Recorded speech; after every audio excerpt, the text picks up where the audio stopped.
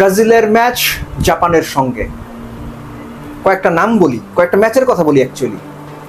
Iceland, England, Scotland, এই তিনটা দলই সবশেষ 3 ম্যাচে জাপানের সঙ্গে 1 গোলে হেরেছে।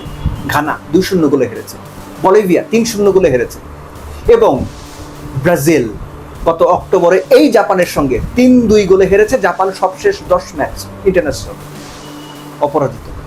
তো আপনি কি চিন্তা করছেন, ব্রাজিলের জন্য ম্যাচটা সহজ হবে? ফেভারিট ব্রাজিল, এটা নিয়ে কি আপনার কোনো ডাউট আছে? ডাউট না থাকাটাই স্বাভাবিক, কিন্তু জাপান খুব সহজ টিম না। ব্রাজিলের বেস্ট ফুটবলটা খেলেই জাপানকে হারাতে হবে।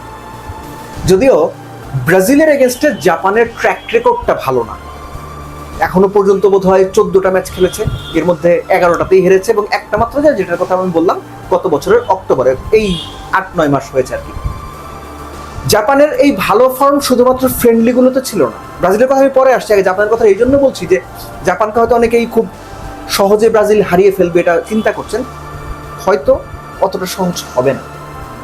নেদারল্যান্ডসের সঙ্গে পিছিয়ে পড়েও ড্র করা, তিউনিশিয়াকে 4 গোল দেওয়া, সুইডেনের সঙ্গে ড্র করা, জাপান পারফর্ম করেই ওই গ্রুপ থেকে, যেখানে দুটো ইউরোপিয়ান টপ টিম ছিল, নেদারল্যান্ডস এবং সুইডেন, সেখান থেকে গ্রুপে দ্বিতীয় হয়ে রাউন্ড অফ 32-তে এসেছে।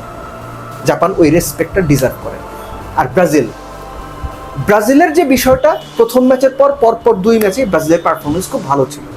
মনে হয়েছে ব্রাজিল টিম অনেক শার্প পারফরমেন্স করছে, অনেক ফ্লুইড ছিল খেলা, মিডফিল্ড, উইং, ফরওয়ার্ডদের যে ট্রাইয়ান কম্বিনেশন, এই কম্বিনেশনটা খুব ভালো ছিল, এবং স্কোরাররা স্কোর করেছেন, যাদের স্কোর করার কথা তারাই করেছেন। ভিনিসিয়াস জুনিয়র এক্সেপশনালি ভালো খেলেছেন, এবং একই সঙ্গে সময়ের সঙ্গে সঙ্গে ব্রাজিলের মিডফিল্ড, স্পেসিফিক্যালি পাকেতা এবং ব্রুনো গুমেরেজ, তারা রিদমটা ফিরে পেয়েছে। এই রিদমটা ব্রাজিলের ফেরাটা দরকার ছিল। রাফিনিয়া তার ইনজুরির কারণে রায়ান জায়গা পেয়েছেন, রায়ান রাইটুকে দুর্দান্ত পারফর্ম করেছেন, খুবই ভালো লেগেছে দেখতে। এবং আর্গুয়েবলি, আমি এর আগেও বলেছি, এখনও বলছি, যে ওয়ার্ল্ড ফুটবলের অন্যতম সেরা 2 সেন্টার ব্যাক পেয়ার গ্যাব্রিয়েল এবং মার্কিনিয়াস ব্রাজিলের দলে। সো ব্রাজিল প্রথম 3 ম্যাচ যতটুকু খেলেছে, ফার্স্ট ম্যাচ বাদ দিয়ে পরের 2 ম্যাচে মনে হচ্ছে যে জাপানের এগেনস্টে ব্রাজিলের পারফরমেন্স আরও শার্প হতে পারে, আরও ক্লিনিক্যাল হতে পারে।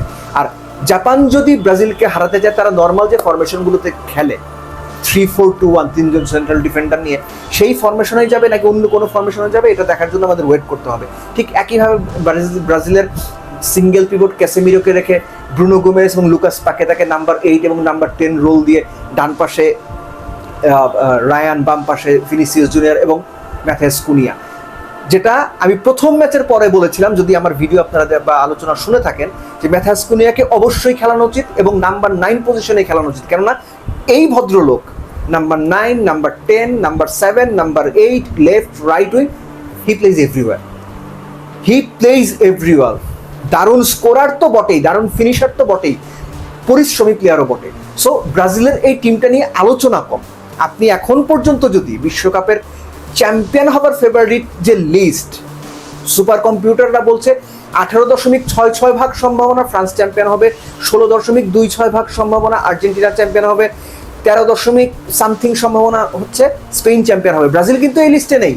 চতুর্থতে আসছে হচ্ছে ইংল্যান্ড, 9 সম্ভাবনা। কিন্তু ব্রাজিল প্রথম 3 ম্যাচ যেভাবে খেলে রাউন্ড অফ 32-তে এসেছে, সময়ের সঙ্গে সঙ্গে ব্রাজিল তাদের খেলার ওই শার্পনেসটা বাড়িয়েছে। জাপানের বিপক্ষেও সেই শার্পনেসটাই প্রবাবলি দেখতে চাইব। লাস্টলি নেইমার আসলে ক্লিনিক্যাল ক্যারেক্টার কিংবা ইনফ্লুয়েন্সিয়াল ক্যারেক্টার হয়ে উঠতে পারবেন কিনা আমি জানি না, কিন্তু ওই যে পুরনো চাল ভাতে পারে তো, আর নেইমারের কিছু ট্রিকারি তো আছেই। হতেও পারে তিনি একটা ডিফারেন্স গড়ে দিলেন, একটা দারুণ অ্যাসিস্ট করে কিংবা একটা দারুণ গোল করে, হতেই পারে।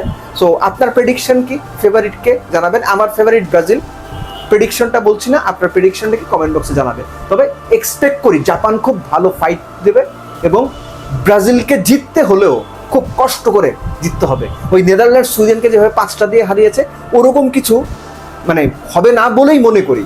উল্টো জাপান যদি জিতে যায়, তাহলেও অবাক হওয়ার কিছু থাকবে না।